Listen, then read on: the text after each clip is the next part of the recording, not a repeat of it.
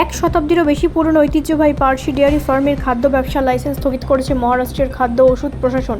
রাজ্য জুড়ে পরিচালিত বিশেষ অভিযানে খাদ্য নিরাপত্তা ও স্বাস্থ্যবিধি লঙ্ঘনের একাধিক অভিযোগ সামনে আসার পরেই পদক্ষেপ নেওয়া হয়েছে। একই অভিযানে ভেজাল, নিম্নমানের এবং নিষিদ্ধ খাদ্যপণ্য মিলিয়ে প্রায় 1.90 কোটি টাকার সামগ্রী বাজেয়াপ্ত করা হয়েছে। মহারাষ্ট্র এফডিএর তথ্য অনুযায়ী মুম্বাইয়ের মেরিন লাইন্সে অবস্থিত 110 বছরের পুরনো পার্সি ডেয়ারি ফার্মে পরিদর্শনের সময় গুরুতর স্বাস্থ্যবিধি লঙ্ঘনের প্রমাণ মিলেছে। পরিদর্শকরা উৎপাদন ও সংরক্ষণ এলাকায় ছত্রাকের উপস্থিতি, অপরিচ্ছন্ন পরিবেশ, কীটপতঙ্গের উপদ্রব, খাদ্য প্রক্রিয়াকরণে অনিয়ম এবং কিছু পণ্যে প্রয়োজনীয় লেবেলিং ও মেয়াদ সংক্রান্ত তথ্যের ঘাটতি লক্ষ্য করেন। এরপরই সংস্থাটির ফ্যাসাই লাইসেন্স অবিলম্বে স্থগিত করা হয়। শুধু পার্সি ডেয়ারি ফার্ম নয়, 14 ও 15 জুলাই রাজ্য জুড়ে চালানো অভিযানে একাধিক দুগ্ধজাত খাদ্য উৎপাদন কেন্দ্র, মশলা ব্যবসায়ী এবং নিষিদ্ধ খাদ্যপণ্য প্রস্তুতকারকদের বিরুদ্ধে ব্যবস্থা নেওয়া হয়েছে। বিভিন্ন জেলায় দুধ, পনির, দুগ্ধজাত পণ্য, এলাচ এবং নিষিদ্ধ খাদ্য সামগ্রী সহ মোট প্রায় 1.90 কোটি টাকার পণ্য বাজেয়াপ্ত করা হয়েছে।